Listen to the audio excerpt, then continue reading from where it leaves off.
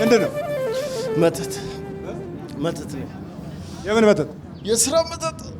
የስራ ምን አድርገህ ተባልከ? ስራ እንዳይሰራ። ምንድን ነው የሚሰራው? ነጋዴና ልብስ ሰፊ ነው። ነጋዴና ልብስ ሰፊ።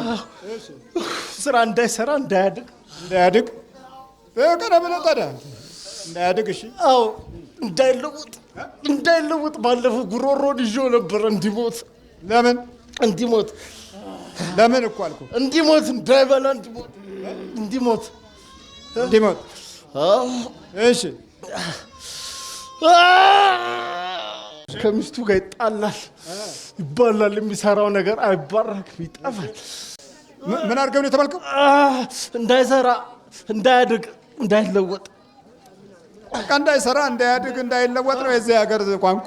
እንደው እኮ ግራ የሚያጋባ ነገር ነው። ታዲያ እንዴት ነው የምናድገው? አሁን መንግስታት የሚመኙልን እድገት ነው፣ እኛ ደግሞ የምንመኘው እንዳይሰራ፣ እንዳያድግ ነው። እንዴት ነው ነገሩ? በቃ ተቃራኒ ሆነን እስከ መቼ እንደምንኖር።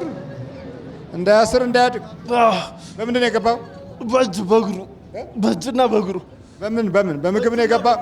በእጅና በእግር። እንዳይሰፋ ነው ወይስ እንዳይነግድ? እንዳይሰፋ ምንም፣ በቃ እንዳያሰራ፣ እንዳያድግ። ልጁ በጣም ይሰራል፣ ጎበዝ ነው በሰራ። ምንም እንዳይለወጥ። በቃ መስፈያ መኪናው ጋር ሲሆን እንዴት ነው የምታደርገው? በቃ ምንም እንዳይሰራ እዛ ጭንቅላቱን ይዘዋለሁ። ይሄ እጁን ድንዝዝ አድርገዋለሁ። ይሄ እግሩንም ድንዝዝ አድርገዋለሁ። የቱን? ይሄኛውን እግሩንና ይሄኛው እጁ። ለምሳሌ ሲሰፋ እንዴት ነው የምታደርገው? እንደዚህ ሲሰፋ ይሄኛው ድክም አድርገዋለሁ። እንደዚህ ሲል ይውላል ቀኑ ሙሉ። በቃ እንደዚህ ሲል። የት ነው የሚሰፋው? አርሲ ሮቤ ነው።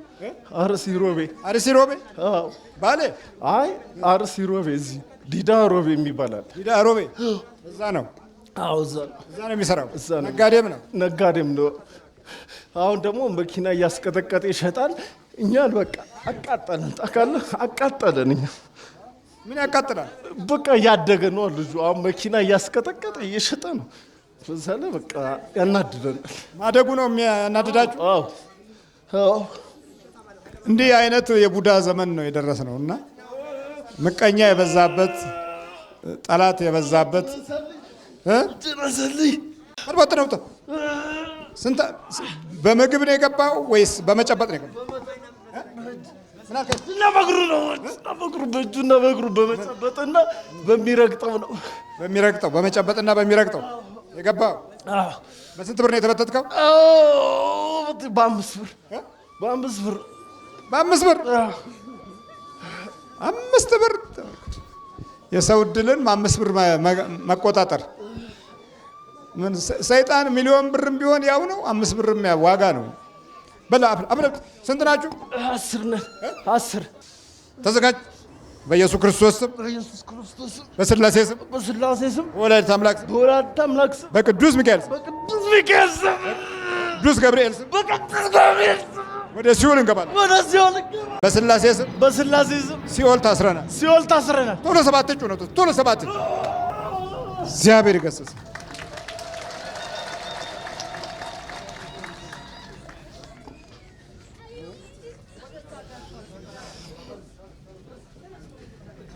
ማን ሰላም ነው?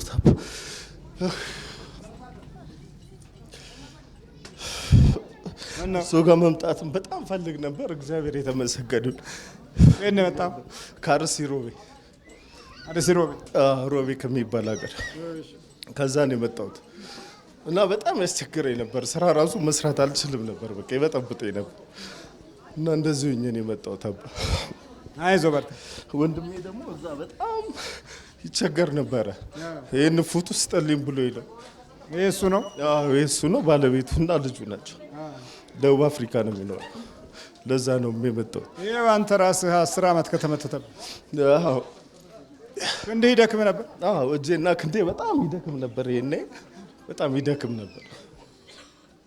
እግዚአብሔር የተመሰገነ ይሁን። የሚገርም ነው። ደግሞ ያጣላሃል ከሰው። መንፈሱም ማጣላት ባህሪው። መንፈሱ ያጣላል። ክብር በል በርታ በል። በማለዳ መያዝ የተባለው ለዚህ እኮ ነው።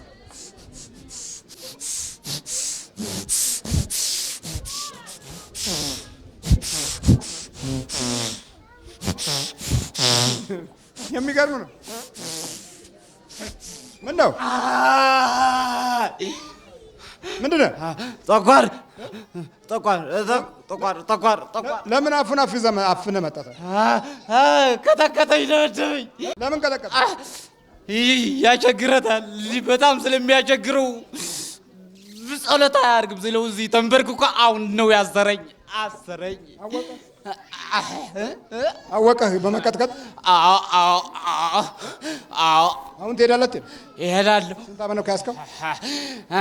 8 ዓመት ነው። ለምን ያዝከው ነው አሁን? ኧረ ዲያቆን ነው ሲያገለግል እንዳያገለግል ብዬ ነው። የት ነው የሚያገለግለው? አላገለግልም። ቅኔ ቤት እያለ ነው ያስፈሉት። ከመተት ጋር አብሬ የገባውኝ በኮሸሮ አድርገው ነው ያስፈሉት። ኮቸሩ? አዎ በጣም ጎበዝ ነበረ። ትምህርት ጎበዝ ነበረ በጣም። ሲቆንበት በኮሸሮ አስፈሉት። ኮቸሮ? ለምን? ትምህርት እንደሚበልጣቸው አውቀው ከዛ አስበሉት። በቃ ተዘጋ። መዞር በቃ ስራው መዞር ነው ብቻ። የት አዞርከው? በቃ እዛ መቀሌው እንዳለ ዝም ብሎ ጊዜው አባከን። እንደገና ሁመራ ሱዳን ገብቶ በዛ በግብፅ አድርጎ እንደገና እስራኤል እዛው ተደበደበ። ሲናም አዛ እስቲበት ገብቶ ደግሞ በዛው ሳቃዩት። ሁለት እግሩ ታጥፎ ነበር ወደ ኋላ፣ አይንም ታውሮ ከዛ ጸሎት አያቋርጥም የሚካኤል መልካ ሚካኤል ይደግማል። በዛ ያው ጊዜ በዛ ያሸንፈናል። እንደገና ደግሞ ሲሸንፍ እንገባለን። እንደገና ደግሞ ጸሎት ይጀምራል። እሱ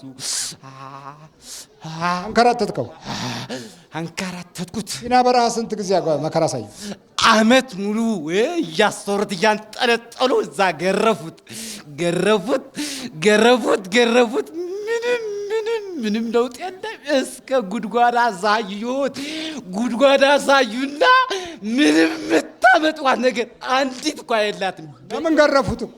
በቃ ገንዘብ አምጡ፣ በውጭ ዘመድ ያላችሁ ዳብል አድርጋችሁ መክፈል አለባችሁ፣ አልበለዚያ መሞታችሁ በኤሌክትሪክ እዚህ ተደብድባችሁ መሞት ነው። ሌላ መንገድ የለም። የመጣ ቢመጣ እናንተም ከኛ ጋር ትሞታላችሁ እንጂ ጭራሽ አይሆንም አለ። አይሆንም። ለምን? እናንተ የሰው ስጋ የምትሸጡ ሰዎች እነማን ናችሁ? ሰው እንስሳ ይነግዳል እንጂ ለምን ሰው ትነግዳላችሁ እያለ እዛው ይከራከር ነበር። እዛው ውስጥ ማለት ነው።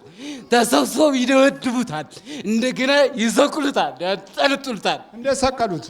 እንደዚህ አድርገው ሁለት እጁ እንደዚህ አድርገው ሲሰቅሉት ሲገርፉት ነገ ትሞታለህ በቢላ ሲሉት ክርስቶስ ያውቃል። እሱ እያለ እናንተ ትቀድመው ትችላለህ። በምን ነው አንተ የምትፈርደው ይላል። ስንት ናችሁ? 8 ምኑን ነው የገረፉት? ምኑን ገርፈውታል? ሲገርፉት አንጠለጠሉት። እዛው ግመል ያጠጣ ነበር። ግመል ነው ለግመል እየተሸከመ 40 ኪሎ ያለ 4 ሆኖ ያሸክሙታል። ከዛ ተራራ እየወጣ ለግመሎች ያጠጣ ነበር። ከዛ በኋላ ደግሞ እንጨት ይሸከም ባዶ እግራቸው እስከሚመላለጥ እግራቸው መጨረሻ ሲያገልጉት በ6 ወር ያን ጊዜ ድብዳቤ ሲበዛ ደማቸው ደረቀ፣ እግራቸው ተሰበረ፣ ወደ ኋላ ተጠለፈ፣ አይናቸው ደረቀ፣ ማየት አይችልም ጭራሽ። እሱ በቃ አይችልም። ከዛ በኋላ እግዚአብሔር በእመቤታችን ልኮ እዛው በረሃ መጨረሻ 6 ልጁ ነው ሞት ደርሰዋል። ከሱ አብሬ ነው የተገባ። ከኮሸሮ ነው የገባ። ከኮሸሮ በኮሸሮ አቅም አው በቃ ከድንጋይ እየገባ ምናምን ነው የሚበል የኖር። ምግብ አልነበራቸውም። ያለ የደረቀ የሸተተ ምናምን እያነሱ ሲደርቅ ነው የሚበልጥ የነበሩ። በዛ አድርገው አንድ ጓደኛው የተጣላው ነበር። እሱ ይቀንበታል በትምህርቱ። ከዛ ላይ በዛ እሱም እንደዛ አድርጎ ነው ያስበላው። አዎ አስበላው። መተት አድርጎ ማለት ነው። አዎ እንዲህ ነው። ይሄ ነው እየተበላላን የምንኖር ቡዳዎች ነን። ይሄ አንተን አንከራተትከዋ? አዎ በረሃውን ሁሉ አዎ ያው ቅዱስ ሚካኤል አወጣው። ምን ታመጣል? ምንም ሽንቁሮ ሚካኤል ሄዶ አይደለም እንደ ጉድ ያደረገኝ ስዕለት አስገባ። ቢገርም ማለት ነው። 2 ባኩ ሻማ ሰጠን ሰው አቃጠለኝ። መጀመሪያ ከቤትም ሳይወጥ ልቡ አያውቅም፣ ሰው አይረዳለትም። ስንት ዓመት ነው ላው ላይ ከነበርክ? 7 ዓመት 7 ዓመት ላው ላይ። እሺ በል ተዘጋጅ። የት ነው የገባው? የት ሀገር ነው የገባህበት? አድ ጉደም የምትባል ከተማ አለች። እዛ ሲማር ነው? ቅኔ ቤት። አዎ ቅኔ ቤት ሲማር የገባው። እዛ በኋላ መንከራተት ነው በቃ ምንም አይስተካከል። ሁሉ ይጠለዋል፣ እሱም በቃ ዝም ብሎ ይዞራል። ዝም ብሎ በቃ ምን በኢየሱስ ክርስቶስ ስም በስላሴ ስም በወላዲተ አምላክ ስም በቅዱስ ሚካኤል ስም ለቀን ወደ ሲኦል እንገባለን። ወደ ሲኦል እንገባለን። በወላዲተ አምላክ ስም ሲኦል ታስረን ቶሎ 7 ጆሮ ነው 7 ጆሮ እግዚአብሔር ይመስገን።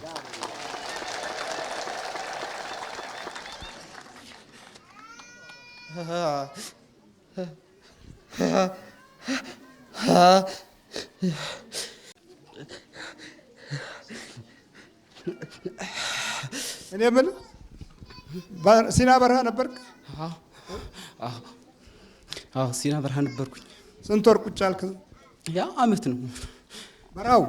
በቃ በረሃው በቃ እየተንጠለጠልን እየተገረፍን አመት እዛው በረሃው ላይ ተቀመጥን። በምንድን ነው የሚገርፏችሁ? ገንዘብ ክፈል እያሉ። በምንድን ነው የሚገርፏችሁ? የሚገርፉት ውስጥ ብረት ነው። ከዛ በላይ ትንሽ ለእጃቸው መያዣ የሆነ ጎማ ነገር አለው። በዛ እየያዙ ይቀጠቅጡናል። ከዛ ስንት ሰው የነበራችሁ እዛ ነበር? ያው እንደዛ የተገረፍን ለ35 አካባቢ ምናህልን። ሌሎች ግን በቃ ያልፋሉ። በቃ የሆነ ኤርትራው ነገር ልጅ ነበረ፣ እሱ እያስደበቀ ያሳልፋቸዋል። እኛ ደግሞ ኢትዮጵያውያን የተባልን እዛው እንቀጠቀጣለን። ዝም ብለው እንደ ዘረኝነት ምናምን እያደረጉ ማለት ነው። እዛው መከራም ላይ ዘረኝነት አለ። እዛውም እንደዛ ነው። ለምንድን ነው እንደዛ የምታርጉት? እኛ እኮ ስለ ጠብ እዚያ አልመጣንም፣ ስለ ስደት መጣናል። ለምን በጸሎት አንወጣም ምናምን እላለሁ። ያው ምንም ልሰሙ አይችሉም። ነገር ግን ዘረኝነት በማይረባ ነገር ምክንያት እያደረጉ ይደበድቡናል። ከዛ እኛም በቃ ማውጫ ስለሌለ ለምንድን ነው የሚደበድቧችሁ? ገንዘብ ጨምሩ እያሉ ያላችሁን ዘርፏችሁ ነው። እሱን ወስደው እንደገና ደግሞ ዘመድ በውጭ ካላችሁ እነሱ በዛ እንዲታወል ማለት ነው። እንደዛ እያደረጉ ይቀጠቅጡናል። ያው ምንም እኛ አልነበረንም፣ ዘመድም የለንም። እዛ እንደበደባለን። ከዛ ተደበደባችሁ? የተደበደቡ 2 ወር ከተደበደሩ በኋላ ሰውነታችን ደከመ። ከዛ በቃ ተጣልን፣ ወደ ጉድጓድ ወደ ሽንት ቤት ጣሉን። ከዛ በኋላ በእግዚአብሔር በህልም የሆነ ነገር አሳይቶ አወጣን። ሁለታችን እንደ አዲስ ጉልበታችን ጠነከረ፣ ምንም ሳንበላ ሳንጠጣ። ከዛ በኋላ ተሸክመው በጨርቅ ምናምን እንዳዚህ ያድርገው ወደ እስራኤል አደረሱን። እዛው ደግሞ አይሁድ ነው የተቀበሉን እነሱ። ተላአዩ የምትባል እዛ እስር ቤት አስገቡን። እስር ቤት እንደገባን 1 ወር ታሰርን። ከዛ በኋላ በአንደርግራውንድ አስገብተው ደግሞ እንደገና ወደ ሲና አስመልሰው እዛው እስር ቤት እንድንታሰር አደረጉ። ሲና 4 ወር ከ2 ሳምንት እንድትሰር ቀጥታ ወደ ካይሮ የምትባል እንድናክ ደግሞ በቀይ መስቀል ኢጣሊያ ወደዛ ላኩን። እንደተላክን ከዛ 7 ቀን ነው የወጣ ነው ጉንበት ስላሴ። ከዛ ካይሮ ገባን። ከካይሮ 10 ቀን ወደ ኢትዮጵያ ተመለስን። ወደዚህ ተመለስ? አዎ። ከዛ በቃ ይሄ ሁሉ ምንድን ነው? ይሄ ሁሉ መከራ ለምንድን ነው? እንጃ አላወቁም። አይ ምን እንደዚህ ዝም ብሎ ይሄን ያህል መከራ ማየት ምንድን ነው? ለምንድን ነው የወጣኸው? እኔ መጀመሪያ ትምህርት ነው ሀሳብ የነበረ። ትምህርት ያሰብኩኝ ቅኔ ቤት እንደዚህ ጨርሼ ሌላ ትምህርት ሀሳብ የነበረኝ። ከዛ ትንሽ ሰርቼ ልመለስ ምናምን ሀሳቤ እንደዚህ ነው የነበረ። ነገር ግን እንዳይመለስ በጣም አስጠላኝ። ትምህርቱም እየዘጋጋኝ ነበር። እንደ ተቅማጥ እያደረገ ሁሉ ጊዜ ወገቤ እስከሚሰበር ነው በቃ የሚታመም ነበር። የምንበላ በጨው ከሸሮ ነው፣ እሱ የምንበላው ደግሞ ከሆዲያ አያድርም አይውልም። እንደ ተቅማጥ እየሆነ ይወጣ ነበር። ከዛ ጨነቀኝ። እኔ ደግሞ ትምህርቱ በቃ መተው አለብኝ፣ አልተስማማኝም ብዬ ተውኩት። የሆነ የተወሰነ ከዛ ተንከራተት በቃ መንከራተት ሆነ። ሲና በረሃው ራሱ እንዴት ነው? ፀሐዩ ያቃጥል? ፀሐይ ነው አመት በቃ ዝናብ የሚባል ነገር የለውም። ተራራ ነገር የሆነ አሸዋው ደግሞ ንፋስ ሲነሳ ያ ተራራ ነበር ጉድጓድ ነው የሚያርገው። እኛ ደግሞ እዛው እንዳይቀብረን ዘወር ብለን ከየሆነ ቦታ ደህና የሆነ ሄደን እንቀመጣለን። እነሱ ያስቀምጡናል ማለት ነው። ከዛ እነሱም እየተቀያየሩ ነው እዛ የሚኖሩት። እነዚህ ሽፍቶቹ ምንድን ነው የሚናገሩት? አረበኛ ነው? አረበኛ ነው። አዎ። አረቦች ናቸው ወይስ አፍሪካውያን ናቸው? አረቦች ናቸው። ቀይ አረቦች ናቸው። አዎ። ብዙ ገንዘብ ያገኛሉ እንደዚህ እየገረፉ? በጣም በጣም በጣም ያገኛሉ። በኩላሊት የሚሸጡት በየቦታው አሉ። ተደብቀው ያስጠላቸው ሰው ገንዘብ የሌለው አሳልፈው ወደዛ ይሰጡታል። እኛ ግን እያስፈራሩ ያን አድረው ውለው ደግሞ በቃ እኛ አገልጋዮቹ አደረጉን። ለግመሎቹም ለራሳቸው ለልብሳቸው ምናምን ማጠቢያ ከጉድጓድ ቀድተው እያሸከሙ እያሳቀዩ ይወስድላል። አባቴ ተውኝ፣ በቃ አልፈዋል። ይቅርብኝ። በቀሎ ትምህርት ቤት የተንከራተትኩ እንዳይበቃኝ እንደገና ደግሞ በዛ እንደዛ እንዲንከራተት አደረገ። ውሃ ያስቀዷቸዋል። ውሃ ያስቀዱናል። በቃ ትልቅ ጀሪካን ነው፣ በትልቅ እንጨት እያሸከሙ ወደዛው ወደ ተራራ ያወጣል። እኛ ደግሞ አሸዋው ከዚህ ነው የሚወጥ። በቃ ላብህ እስከምትጨርስ ነው እዛ የሚያወጡን። ከዛ በቃ አህያዎቹ ነው የነበርን እኛ። የእነሱ አህያ ነን የነበርን። ግመሎቹ ቁጭ ነው፣ እኛ በቃ ለግመሎቹ ለምናምን እናጠጣለን። ደግሞ ፀሐዩ እግር ነው የሚመልጣው። ታይ ዝናብ ስለማያውቅ ቦታው ደረቅ ነው። ምን ትበላላችሁ? ቂጣ ምናምን ያሰነኩትናል። ያው ዱቄት ይሄን እያበቆን እዛው እንሰነክታለን። ቂጣ ማለት ነው። ዱቄት ይመጣል። አዎ። ከዛ ያው እንቀጣለን። ደግሞ ለምን አትከፍሉም እያሉ 4 ቀን 5 ቀን ደግሞ ይቀጡናል። እንደገና ለምንድነው ስንላቸው ለምን አትከፍሉም ይላል። ታዲያ እንዴት አድርገን ሰው የሌለን ከየት አምጥተን እንከፍላለን ምናምን ስንላቸው በቃ ማትከፍሉ ከሆነ እዛው ትኖራላችሁ የኛ አገልጋይ ናችሁ ይሉናል። ደግሞ ምንም ማለት አንችልም። ከዚህ ከመሰቃየት እንብላና በቃ እየበላን እንድናገለግላችሁ እንዲሻላል ደግሞ እንላለን። እሱ ብዙ አይረዱልህም። በቃ ካንተ ከጀሪካኑ ከናንተ ጀሪካኑ ይከብራል በእኛ ነው ይላል። ጀሪካኑ ይከብራል ከናንተ ይላል። ጀሪካኑ እንዳይቀደድ ጠንቃችሁ ያዙ ይላል። ጀሪካኑ ይከብራል ይላል። አዎ ከናንተ። አዎ ከዛኛ በቃ እዚህ ያስገባን ምን አይነት መከራ ነው ምናምን። አንዴ እናማራለን፣ አንዴ ደግሞ በቃ ችግር። ስንት ሆናችሁ ነው ይሄ ሁሉ? 30 ምናምን የነበርን ኢትዮጵያውያን እዛው የነበርን ማለት ነው። ሌላው ኤርትራ የስደተኛ ብዛት ስላላቸው በውጭ ምናምን እነሱ ቀጥታ እየተባበሩ ይወጣሉ። እኛ ግን በውጭ ኢትዮጵያ የሚባል ዘመድም የለንም። ቢኖርም ደግሞ ለምን ገቡ ነው፣ ለምን ነው የገባችሁ ወደዛ ነው የሚሉን። ከዛ እኛ ሄዳችሁ ነው የሚሉን። አዎ ለምን ነው የተሰዳችሁ? እነሱስ ሀገራቸው ሰላም ስለሌለ ነው። እናንተ ሰላም ስለበዛበት ሀገራችሁ ነው እንደዚህ ራሳችሁ የሚፈልጉ። ከዛ እኛም ተሳቆርጠን ተያይዘን ዝም ብለን እንተኛለን።